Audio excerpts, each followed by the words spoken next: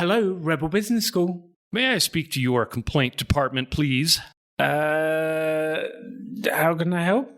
You're the complaint department? We don't really have one. Well, that tracks. So I wish to lodge a complaint about having to start a website. Okay. Yes, I went to your school and you said I had to make a website. I didn't want to make a website, but I did it anyway. And I have experienced some severe emotional distress from this. What happened? I landed a ton of business, and now I'm way more busy than I ever wanted to be, making way more money than I ever thought I could make, being wildly successful, and I'm just not used to it. The extraordinary belongs to those that create it. Rebelling against business plans and debt, rebelling against what society expects of us to build cool businesses, make money, have fun, and do good. Let's create something extraordinary together. Welcome to the Rebel Entrepreneur. So welcome to the Rebel Entrepreneur podcast. Today with me, I have a special guest whose name I cannot pronounce properly. Please welcome to the podcast, Lance. Thank you ever so much for having me, Alan, and I love the way you say my name.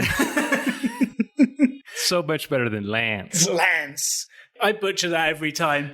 But Lance and I met. You came to the first ever pop-up business school, now Rebel Business School, that we did in Longmont in Colorado, which was a few years ago now. Yeah. I got the email from Triple M, and it said free 2-week business course. And I just, boom, instantly hit. Yeah, instantly booked. Up. Yeah, sign me up for that. Because I was thinking about it, right? I was thinking about doing a business, starting something up, and I wasn't sure exactly what I was going to do or how I was going to do it. But I thought, hey, I'll just go to this nice, easy 2-week lecture, and it'll be great. I'll learn some things, and maybe that'll inspire me. And that's not exactly how it worked out. No, it's not quite how it worked out. And for those of you who are listening who don't know, Triple M is Mr. Money Mustache.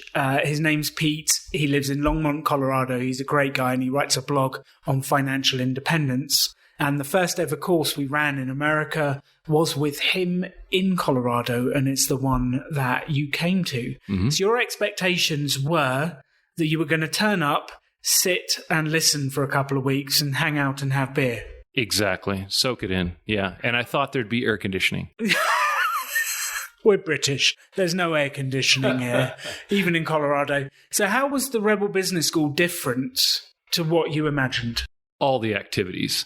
And that awkward moment where you say, hey, turn to the person next to you and work out this little problem together. And everyone's like, what do I do now? Everyone was really nice. Yes, they were. And it was actually doing things instead of talking about doing things. And that's one of the biggest pieces of advice we try to give people is stop talking, start doing. Stop thinking, start doing, because it is in the action that you actually uncover the learning, you make the progress, and you get to where you want to get to. Even if you don't want to. I know you didn't want to. No one does. Like, they turn up on the course and I'm there going, okay, now we're going to build websites, open your laptop, let's get going. People do not appreciate that. Yeah, my brain literally exploded when you said that. I'm like, we're going to build a website today. I'm like, I don't want to. No. I turned into a 2-year-old. Day 3 of the course, Website Wednesday, is putting out your first website and getting on with it. So, like, what business were you thinking of at the time? What was the...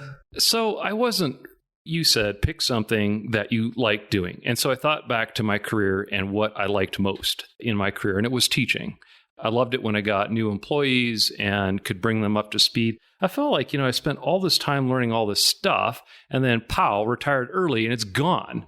And I was noticing I'd wake up in the morning and some of my brains had leaked out on the pillow. And so I was thinking, I should probably do something to keep my brain sharp. I had been out of it for about a year at that point. And so I came up with this idea of just an education business is what it came down to. So what were you going to teach? What was the subject? So my background is chemical engineering. I spent my life in petroleum refining. And so I thought I would teach classes in petroleum refining. And I couldn't come up with a name. And that was the first thing that the class really helped me with is I could just say, hey, everybody, this is the business I want to do. Any ideas on a name? Pow, pow, pow, pow, pow. Ideas everywhere. Everywhere. So many great creative people, and Refining You, like university, came up. And as it turned out, that website was available. So I snatched it up, and then now see, you're just going down that commitment road, right? And so you pay $10 for the website, and now you think, oh man, now I really have to do this. The course was free. Yes. But the website domain name was $10. Yes. And now I'm committed. Now I got to do it. And he said, hey, you got to have a video on your website. Get some video, something going. We can film it here. It'll be fine. And I thought to myself, well, most of my customers would be middle-aged men. And what do middle-aged men like a lot? And it turns out beautiful Brazilian women are right up there on the list. And there happened to be one in class. And so I said, I thought, well, I'm going to have to ask this girl to shoot some video with me. So I thought, what would be the right way to approach her? And what I came up with is, hey, baby, you want to go back and shoot a video with me? That sounds very creepy, Lance. She said, yes. Can you believe it? No. I'm paraphrasing. It may not come out exactly like that. But no, we just shot some video of me showing her some things on the computer. And then I thought, well, I could use some contrast here. So who could I get who would be the most different than a beautiful Brazilian woman? Ellen would be the most different. So I had Beauty and the Alan. And the Englishman. Yes, yeah, exactly. Let's go there. Yes. And so we shot some video clips, and then he said, hey, there's this thing called Upwork where people will put all this together for you for very little money, and they'll do logos for you. So I think I spent like $50 on getting the video editing done, and like another 25 or 50 on the logo. He gave me like 15, 20 different ideas for logos, and boom, $100 I got a business. Well, I don't have a business. You had a website. I had a website. And then you have to do other stuff, apparently, like finding customers and stuff. So I made you got to make a few phone calls, cold call. It was the second call. I landed a gig on the second call teaching. Wow. Just like that. So who were you ringing? How did you work out who to ring? I Googled petroleum refining education, workshops, that kind of thing. Got a list, got the numbers, started calling. Turns out one outfit had lost one of their instructors, gone off and doing their own thing, and I could fill in and teach that thing. So I sold it, sell it first, right? And then I had to build the course. So put together all the slides and started teaching. We do a week in the fall, a week in the spring. And then because of that website and the fact that I was doing some teaching, other people found me, the magic of Google, and I got a call about being an expert witness in the petroleum refining sector. And I thought, okay, that pays really well. So one case led to another, which led to another, which if all the contracts came in would have doubled my net worth, all from a $100 website, which I put one afternoon into. Now, of course, we successfully settled the cases before that, but we did end up essentially getting a house for free. Wow. Yeah. So that website that I forced you to make yes, paid for your house. Exactly. Yeah. Now, it doesn't always work out that way, but the surprising thing to me is that there are many people that could be expert witnesses because lawyers are expert in the law, so therefore they're not experts in really anything else. So maybe that's a takeaway for your audience is that you may be surprised that, the legal services might need your help. And it doesn't always have to be, skymmy things, personal injury and all that. There's just a lot of people that squabble over business, and that's essentially what these cases were about. Well, I think the bit that leads up to that is the fact you actually put yourself out there. Yes. And so many people never take that step. They do what they do, and they quietly do it, and then they go home. And one of the things I learned in the early days was the expression is no one's going to blow your trumpet for you. Yes. You have to blow your own trumpet. Like, people aren't going to go around going, Lance is great, you should hire him. You have to go out there and put your own thing out there. And I think definitely in England, we have a reserved nature where we should not talk about what we do well. Yes. In America, a little less so. People are a little more comfortable shouting about what they do well, but it's still not something everybody does. Yeah, and no one is going to come to you without you putting anything out there. You have to put something out there. Maybe make a few phone calls, a website and a few phone calls. You might be surprised. And what did it cost you? That was the other thing. It was like, this was a day of my time and maybe $100 because I wanted to make it real pretty. But it could have been free. The website could have been free. You could have done it completely for free. Sure. Yeah. I mean, it might not have had quite have looked as good. Yes, there would have been probably no beautiful Brazilian women on it or Alan on it. But yeah, it probably would have worked just fine. And I think that's what I'd love. Like, the purpose of us doing this conversation is to inspire you to build your website, to launch your thing, to put your stuff out there, to make a phone call, because nothing happens until you take action.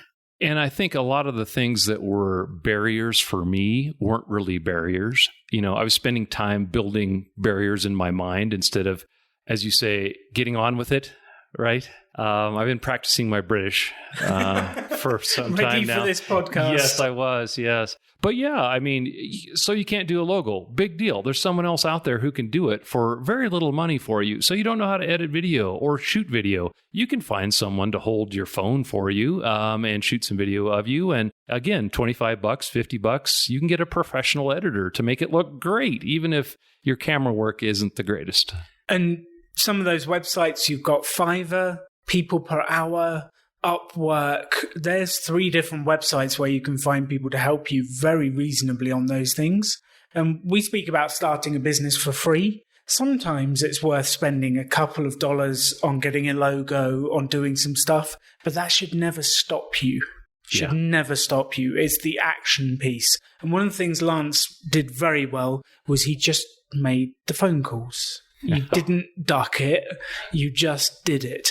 Did you have any fear over the phone calls? Did you have any weirdness, or were you fairly comfortable just picking up the phone? Because you appear to be quite extroverted, even though you're an engineer. I am. It's a very weird thing. Yes, that's one of the odd things. And throughout my whole career, that's been one of the odd things. That's why I ended up in management, I think.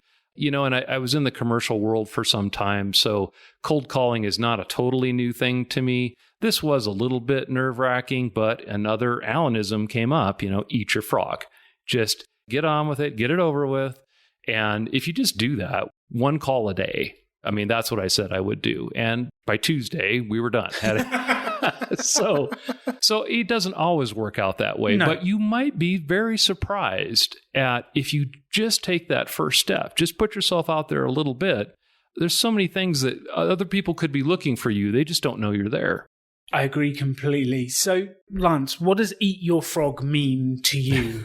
Because I could tell the story, but I'm sure I've told the story to many people, and it means something different to everyone. What does it mean to you? This has got to be Amy's favorite saying of all, because she's a morning person.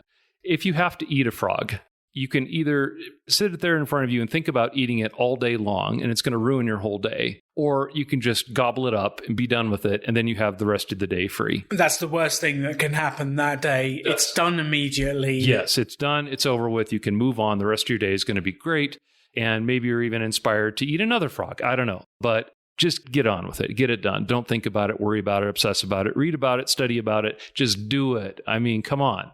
How much time can you spend obsessing over things? If you're an engineer, probably a lot. You'd be surprised at the answer to that question. Sometimes people have had business ideas for literally decades. Oh boy. Years and years. And I've done it. I've had ideas and I just haven't put them. I was not always the motivated go-getter that you see in front of you, Lance. No way. Get out. I used to struggle with this stuff. I didn't know what to do. I'd spend time overanalyzing things, thinking, is it going to go wrong? Is it going to go right? And it took me many, many years to work out there is only one way to know for sure if it's going to work. Because so many people come to me at these courses and they say, Alan, I've got this idea. Can you tell me if it'll work? And I obviously pull out my crystal ball. I divine an answer and give them the truth. As one does.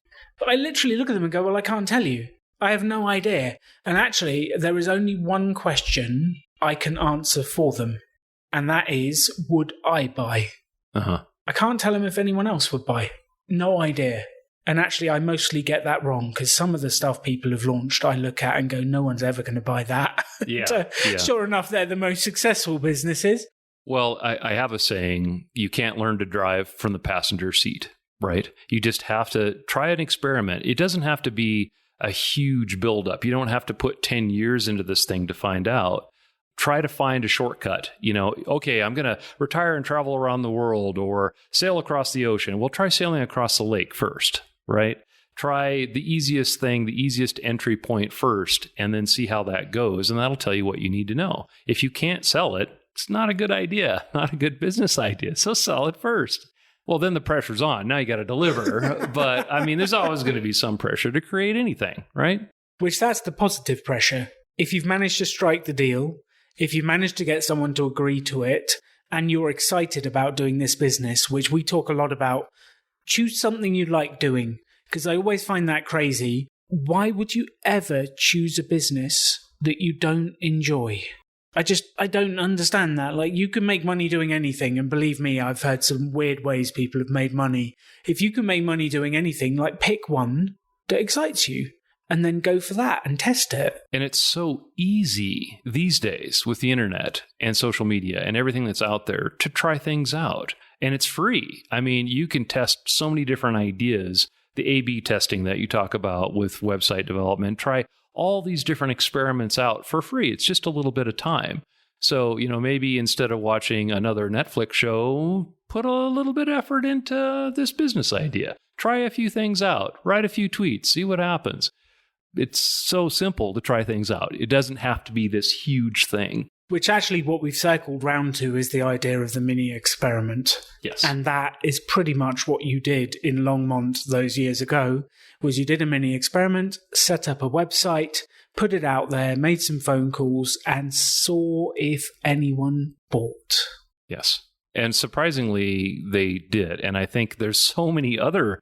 this sounds like kind of a crazy case. It is sort of an extreme case. It is kind of an extreme case, but I just want people to, if you're listening to this now, I want you to realize this could happen. Yeah. I'm not, It's an extreme case. Lance made a lot of money out of doing one website and putting it out there. It's an extreme case, but if he hadn't launched the website, if he hadn't done what he needed to do, this never would have happened. And most of the people that I meet, they never do the thing, so there is zero chance of this happening to them. There might be a 10% or a 5% chance, but I'd take a 5% chance by building a website for free over a 0% chance of not doing anything. Absolutely. So give yourself an opportunity. Give yourself a go. Build the website. Launch the thing. Do the phone calls. Just give yourself a chance. Take action. It may not work. True. And then what do we do? Try something else. You're going to learn so much from it. Just publishing that little website and figuring out how to do that was, to me, it was kind of okay, so I'm very old, all right? So I was pre-internet days. And I don't think you're very old, Lance. I think there's degrees of age here. Compared to so many other people I run into these days, I seem to be the oldest guy in the room a lot of times. But I remember before the internet, okay? And I remember this was a really big deal to publish a website. That took 4 years of college and all this work and blah, blah, blah. Well, Weebly and Wix and Square, there's so many people who've lowered the bar that anybody can do that. It's pick and stick. If you can build a Word document, you can build a website. It's just learning a few things, pick and stick, hit publish, away you go. And I had it built up to something totally different in my head. Well, I think that's what people want you to think, because then they can charge you a lot of money for it. That's part of what it is. I am a big fan of Weebly.com because it is, as you say, just a drag and drop thing. I have built countless websites that have made me money, brought me opportunities.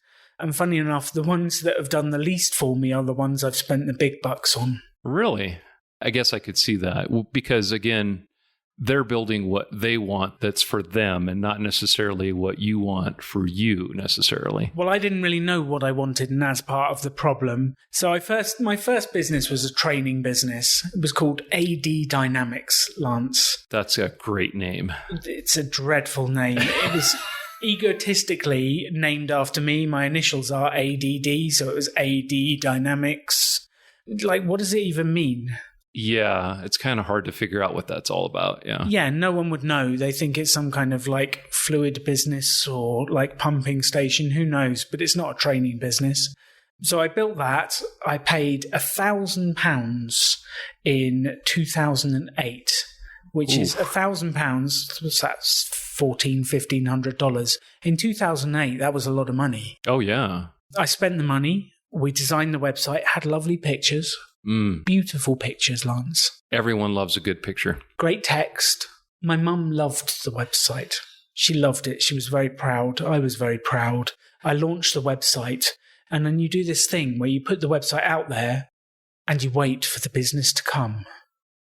Is it going to come? Is the business going to come? And I was waiting. It could be a long wait. A very, very long wait. If you're waiting for other people, you'll be waiting a very, very long time.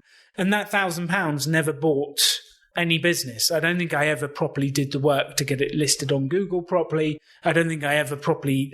I never updated it, because if I wanted to update it, I had to go back to the designer and pay more. Oh, boy. Yeah, they got you.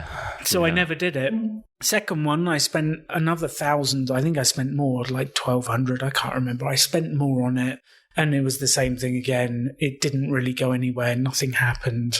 And then I got frustrated. I'd spent a lot of money on a website that did nothing. And eventually I just got frustrated. And one night I was sat there going, how do you build a free website? That's literally what I Googled. How do you build a free website? And there was a BBC article saying, Weebly is changing the internet. They'll give you a free website. So I trusted the BBC. I clicked on the link, and 3 hours later, I had a free website. Wow. And I was just like that. Blown away. Absolutely blown away. And when we launched Pop-Up Business School, that was on a free Weebly website. Didn't pay a penny for it. Wow. I launched it on that. I put the tickets up for the first event. We got, I think it was about 48 people showed up to the first event through that free website. Not bad. Not bad at all for that amount of effort. It's incredible. Yeah. There was one key bit. I didn't just build the website at that stage and wait for people to come. I'd learned that lesson. I built the website and I hustled. I promoted. I put it on Facebook, tweeted it. I did flyers. Like, I hustled to get those people to sign up. I'd learned that lesson. And in my mind, I had that whole marketing thing built up in my, like, okay, this is my plan. This is what I'm going to do. I'm going to Google it. I'm going to find the phone numbers. I'm going to call one a day. And if that doesn't work, then I'll move on to the next thing and the next thing and the next thing. I didn't need to in this case. I mean, in my business in particular, the phone is pretty much the primary means of communication, of connection, right? So it's just one-to-one, person-to-person, phone-to-phone, and that worked out fine. But if I needed to, I was prepared to go, a few extra steps, stalk people up on LinkedIn, and whatever it takes, Alan. Some light stalking is always useful in the business world. Indeed it is. Yeah, yes. We do not condone it in other places. But see, I think there's two different things here, because you've got business to business, B2B, and you've got business to consumer, B2C. And if you're selling directly to consumer, the telephone is not always a good tool. No. Because no one wants going to be rung at home saying, would you like to buy my windows, or whatever it is. People hate that stuff. You need a different way of reaching them. But business to business, I don't think there is a better tool. Reaching someone, I really don't think there is. Like, LinkedIn messages, great. Yeah. But a phone call that you could actually get through to a real human being, tell them what you're doing, have a chat, ask them questions, connect, find out what their pain is, offer them something. There's no better tool. Oh, yeah. And marketing also, the marketing tools that are out there right now, like, how do you establish your pricing? How do you know what other people are charging for it? You can just go on their website and find it out. I mean, that's available. Or again, make a few phone calls. Hey, what do you charge for this service or product? Hey, I'm interested in buying it. Actually, I'm not interested in buying it. I'm interested in selling it and competing with you. And I want to know what you're selling it for, but I don't tell you that on the phone. A little white lie there. But yeah, the information is so easy to get to, whereas I think, in my younger days, I thought this was just this impossible mountain to climb, to get over that wall, to build. Oh, you could never build a business. I mean, that's just so hard to do. It's going to take days and years of your life, and you're never going to see your family or anyone else again. It doesn't have to be that way. It does not have to be that way. Yeah. And you can keep your day job and build a side hustle to the point where it's got enough momentum that you can quit your day job. So there's no risk. It's not like you're going to borrow all this money and you're going to quit your job and you're going to put it all on the line and, man, I hope this works or I'm going to go bust. It's not like that. You can ease into it slowly, which, man, if I had known it was this easy, I would have quit corporate America at least a decade earlier. Well, it's interesting you're saying about the low-risk startup, and I've been speaking about that for years. Like, why does starting a business have to be risky? Yeah. And you will risk something, because you will risk some time, you'll risk maybe some energy, you'll risk rejection, but it doesn't have to be financial risk. Yeah. And actually, we've been pitching to get a TV show recently, Lance, and that's one of the pieces of feedback about our method, is it's not exciting enough for TV. Because why aren't people putting their lives on the line, their houses on the line, risking everything? Like your business model, Alan, it sounds boring. Like people aren't risking enough. Boring is good. In some areas, boring is good. I mean, buy a skateboard if you want some excitement. Just boring is good in business. I'll take it all day. Yeah, I don't know why people think it can only be that way. I think it's sexy. I think it sells TV shows and it sells movies. And yeah, taking these huge risks is great. But I think it has a reverse effect in thinking that people believe that unless they are risking it all, they can't be successful. Or they're not doing enough. Or you're not doing enough. So there's a business thought, which I don't know if you've heard, called burn the boats. Have you heard of that one? I certainly have. Yeah, and it comes from, I think it was the Greeks who were attacking a place. And when they landed their army on the beach, the general burnt all of the boats so that they had no choice. They either took the city or they died. Or died trying. There was no middle ground. And of course, the story goes that they took the city and lived happily ever after with lots of riches. Yes. That's the story. And then the similar mentality has been applied to business. Because if you burn the boats and you're all in, you'll be more committed and more likely to make it succeed. Yeah. And I don't like it. Well, and this idea that you have to be so extreme, like you have to be a borderline sociopath to manage a business. You don't have to be that way. And, having a sword to your back really does motivate you quite a bit. But maybe that's, there's other ways to motivate. Instead of pushing, perhaps you could pull with a little bit of inspiration, show a bigger picture, a purpose of some sort, Not a lot of folks want to do it that way because that's not, Gordon Gekko and Wall Street Week and greed is good. It isn't exciting. And that's the piece, actually, I think, building it alongside, taking less risk. Why risk your house, your future on a gamble when you don't need to? Exactly. And even if you're listening to this and already running a business, why risk that existing business to launch a new product, to do a new thing? Like, it's just not needed. The same principles apply. And we were actually having this discussion at Rebel Business School that we came up with a new idea for a new model of how to run the Rebel Business Schools online. And they were talking about it and they wanted to schedule all the dates. They wanted to block out the dates. They wanted to create it all and get it all set up. And my question was, how many clients do you have ready to pay for this? And they didn't. They wanted to put it all in place first. And I said, well, we should apply our own principles to this. Why don't we go out and offer it to a bunch of clients? And if 3 of them say yes, and we've got enough money to do it, then we'll line it all up.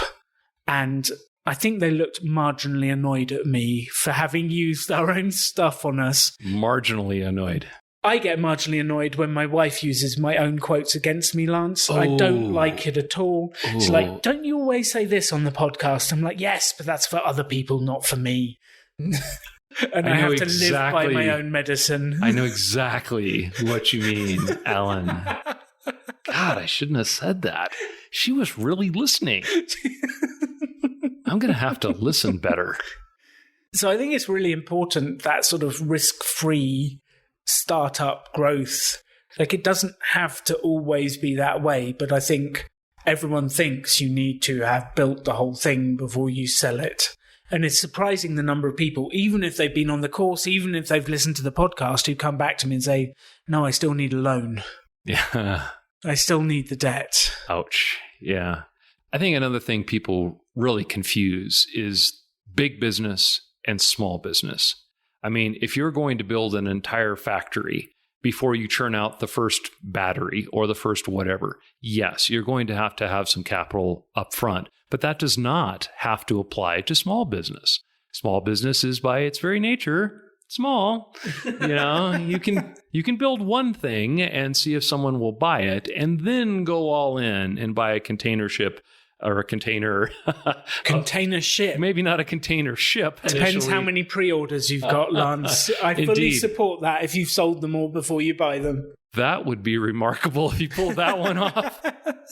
Well, and when I was a kid, cereal boxes would come with these groovy offers on the side of them, and it would be, hey, you'll get this great gag gift from Zonko, whatever, blah, blah, blah, and it's 12 to 18 weeks.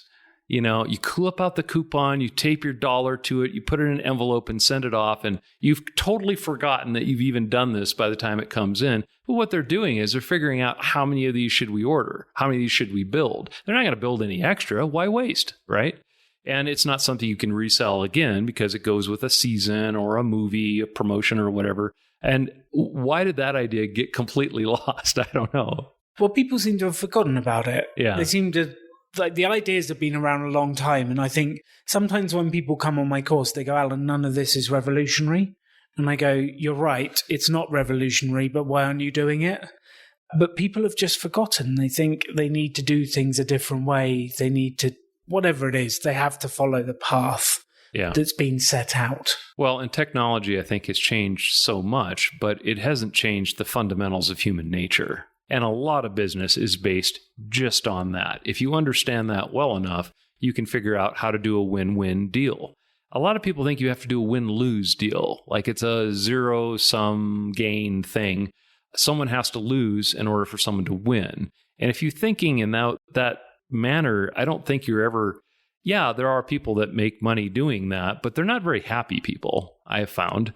And I think you can only scale that to a certain point before people start to catch on. And with the internet, all the ratings that are coming out, people are going to sniff. If you're putting out crap, people are going to sniff that out pretty quickly. I mean, the reviews are going to come back and it's going to fail. So why even start in that mindset? Why not start with, hey, you've got a need, I've got a service, we can both get together and benefit from this arrangement. Start there. That, I think, is the fundamental of business, is helping other people. Mm-hmm. However, I think we're trained through television, through different shows, that they did a survey in England of young people, and they asked them what they thought business was about. And one of the top expressions was, business is a dog-eat-dog world. And I'm just like, that's not what business has to be. Business is about, if I sell you something that helps you, you're happy and you'll pay me well for it, and I'm happy. Like, we can both be successful. And business doesn't have to be a dog-eat-dog world, but we're trained by these TV shows, The Apprentice, Dragon's Den, Shark's Tank. That'll never sell on cable, Alan. It'll never sell on cable. It's just too let's all be nice. Let's all be nice. We can all be successful together. That's why my stuff doesn't make a good TV show, Lance. And telling people to be nice to each other and make money by doing good. Yeah, maybe that's not your medium. Maybe there's some other medium for you, like a podcast. A podcast, maybe. Yeah, you should look into that. So I've been trying to think, what's the title of this episode, Lance? What do you think the title of this episode is? Oh, man, I had to recruit a whole class of people just to come up with a business name. You think I could come up with a title for this? Yeah, probably not my strong suit. It is kind of website focused, though, and get off your butt focused. So maybe you could combine those two together in a very creative manner. Get off your butt and launch your website. Like AD Dynamics. No, let's not go with my naming principles. That was clever.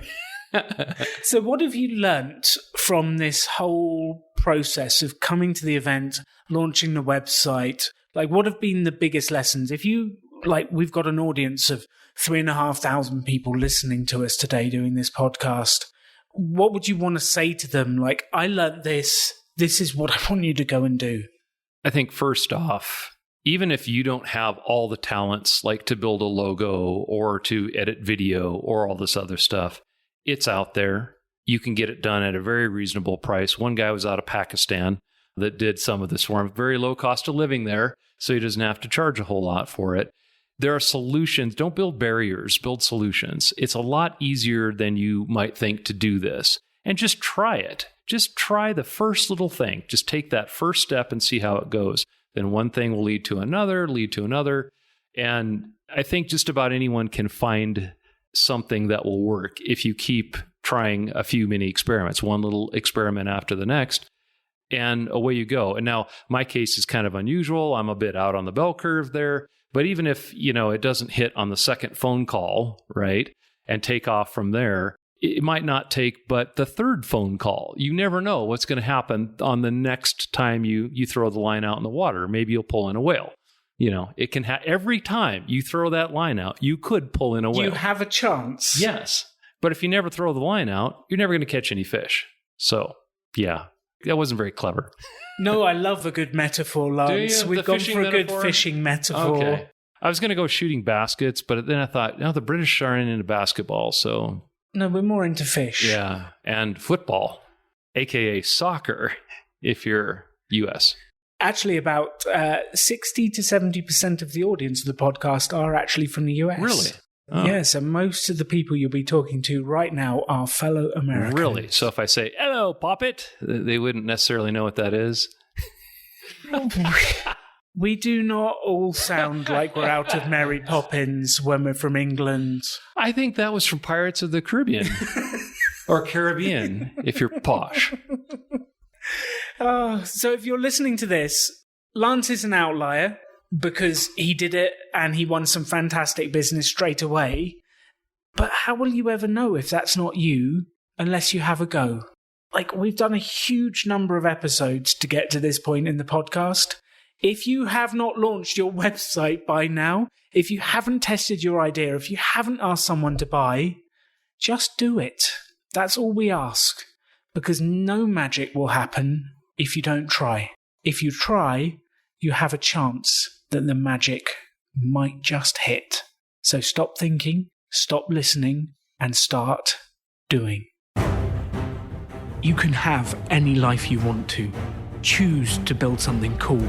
Choose to take action. Choose to work to make your dreams become reality. Stand out. Be different. Be yourself. Be a rebel entrepreneur.